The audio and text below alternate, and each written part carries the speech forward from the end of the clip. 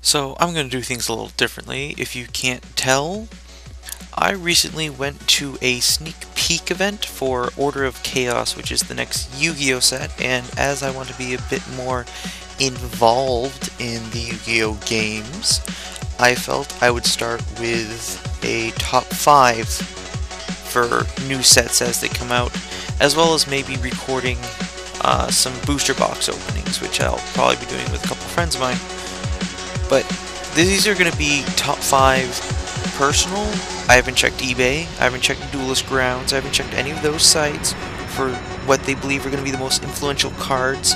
This is merely me going through all the rares, because let's be honest, it is usually the rares that are the most influential. And I picked out top 5. I also tried to keep one card per type, or deck type. As in, I know there's a lot of ninjas, I know there's a lot of insectors in this one. I tried to pick one for each type of deck, because really, if I didn't, this whole list would mostly be insectors, and it would be ninjas. So I tried to pick one for each different type of deck, or just standalone cards. And this is also just my personal opinion.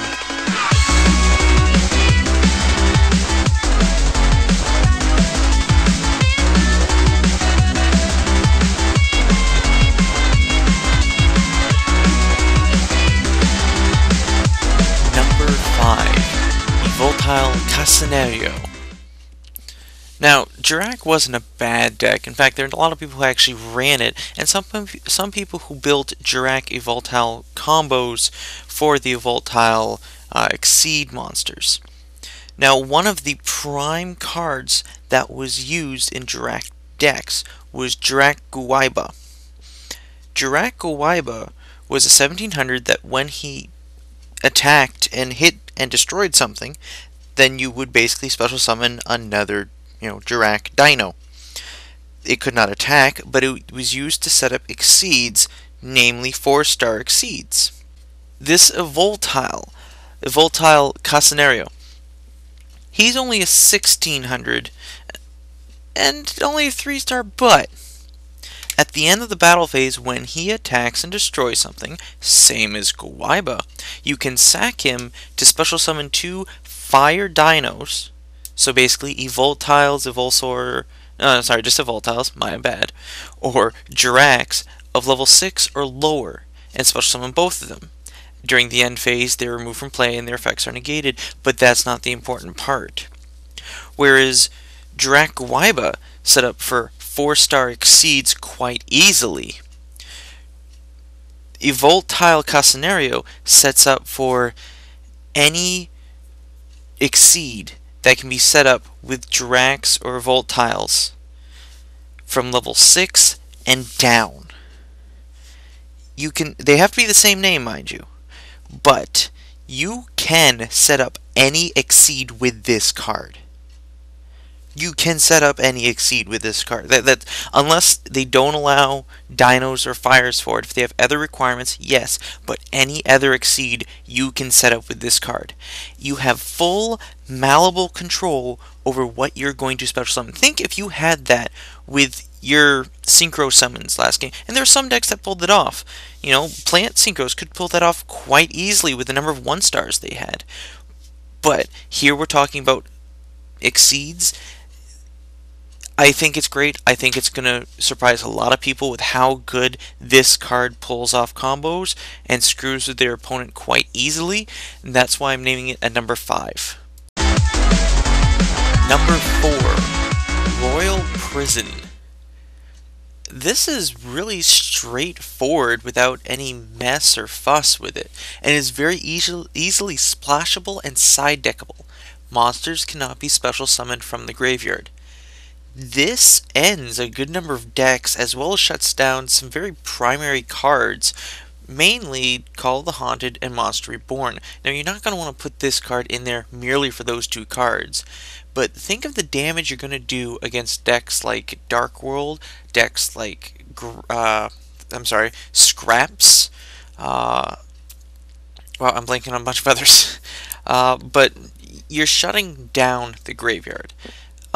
A lot of special summons come from the graveyard. The only other place that they tend to come from more often currently tend to be from the deck.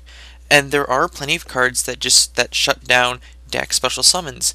This just flat out stops graveyard special summons, which I think is awesome. There were cards that just shut down special summons in general or didn't let you target from the graveyard, and there are always ways around this. This shuts it down flat. I think it's a great card, and I think people are going to be, at the very least, sideboarding 1 to 2 of them in their side deck. I think this is an amazing card, and I think people are going to really start running it relatively soon after the set comes out. Number 3, Ninja Grandmaster Hanzo. This one took a little more thought to try and figure out what I was going to pick, because ninjas are a primary part of this new set, and it was between this and Super Transformation, which will be key in a lot of ninja decks, but not necessary in all ninja decks. There are going to be some that, just use other ninjutsu arts and ninjutsu cards, ninjutsu combos. So I really decided to boil it down to the ninja cards, because you can have all these traps, but if you do not have good monsters for it, then the traps really don't come into play that much. Ninja Grandmaster Hanzo, I think, is probably going to be the staple for ninja decks as far as monsters go. He has 2 effects depending on how he's brought out. If he's normal summoned, you can add a ninjutsu art from your deck to hand, which is great.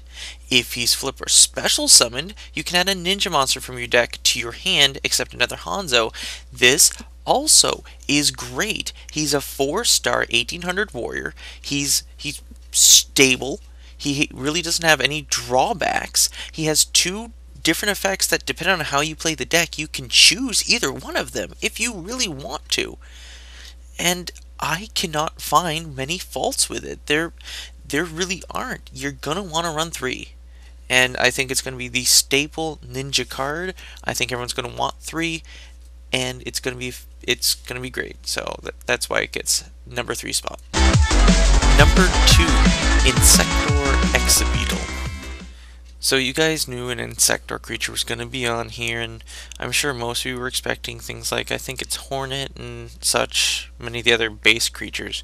But really all their effects are pretty similar. All of them have similar, MOs. And really what it boils down to is going to be the Exceeds, and this guy is really good. Because let's think about it first off. You have Scrap Dragon. Everyone runs a Scrap Dragon who still has a tuner. Scrap Dragon blows something up on your side, blows something up on their side. Here, we have something rather similar. Now, when he first comes out, he can grab 1 monster from either graveyard. So, for a shelf, you need something in a graveyard to grab. Okay, so some time might need to pass. Hopefully not much. And he throws it on him, and he gets half the attack and defense. And then once per turn, you can detach to target 1 card on each side. Similar to Scrap Dragon, they have to be face up, and they're sent to the graveyard. First off, this is not destroying, this is sending, which is many times better, and stops a good number of effects. This is probably what's going to stop ninjas from being obscene, because things like Safe Zone and White Dragon Ninja protect from destruction and protect from effects. And this does not destroy, it just sends them to the graveyard, which gets around that weird little zone. And if I'm wrong in some way, if I've misread or misunderstood, someone can correct me. But this is a Scrap Dragon with a free clip of ammo. That's how I think. That's how I see it. And I think he's gonna be sought after. I think if he's not already sought after, and he's gonna be pretty boss. So yes, that's Insector Exabeetle number 2. Number 1, Tour Bus from the Underworld. Oh, Tour Guide from the Underworld was fantastic, and here we have the counterpoint of Tour Bus from the Underworld. When this card is sent to the graveyard, target a monster in either player's graveyard, except Tour Bus, shuffle that target into the deck. Alright, so we have 2 possible uses for this card. either bounce a monster from your opponent's graveyard that you know they're going to use back to their deck, or target a monster from your graveyard back in the deck. And there's really substantial uses for both. Let's think of if I play Tour Guide. Tour Guide will get out Tour Bus. Then I Exceed for a rank 3. I first send Tour Guide to the graveyard for the Exceeds effect. Then I send Tour Bus. Now Tour Bus states when this card is sent to the graveyard. Its effect will activate when it's sent via being detached from an Exceed monster. So when I detach Tour Bus, I get its effect and can bounce Tour Guide back into my deck to be used all over again. The opposing effect, if I target your opponent's graveyard, that's pretty simple to understand. I mean, it screws with Dark World.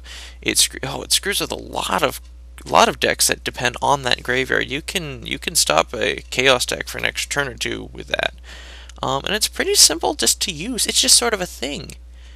And it doesn't say from the field you could discard it, get that effect. Any way that card is sent to the graveyard, you get the effect. Same with Dandelion. How many people used Dandelion when that came out? When they realized how abusable getting those 2 tokens were. Here we have the exact same sort of text with an effect that can be as easily abused, really. It's very splashable, very side deckable, very anti some games.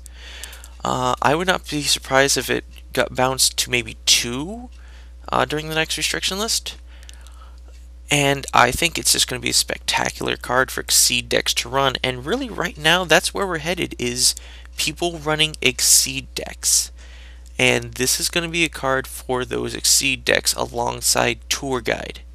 So if you run Tour Guide, you're going to run Tour Bus. And if you don't run either, you're still probably going to run Tour Bus, at least in the side deck. So I believe Tour Bus is going to be the #1 card for the next set. If you want to prove me wrong, give me your own lists. Again, these are my personal opinions, and also possibly what I'm trying to find for my decks.